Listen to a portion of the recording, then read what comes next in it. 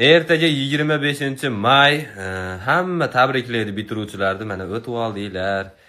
Hech narsadan o'tib olganinglar yo'q. Sizlar hali nimadir zo'r narsa qilmadinglar. Tushunishinglar uchun aytaman. Bugun dam olish kun, ertadan sirazi boshlanyapti. Tushunyapsizlarmi? Oxirgi dam olishinglar shu degani. Bu belgi sizlarga taqdirdan.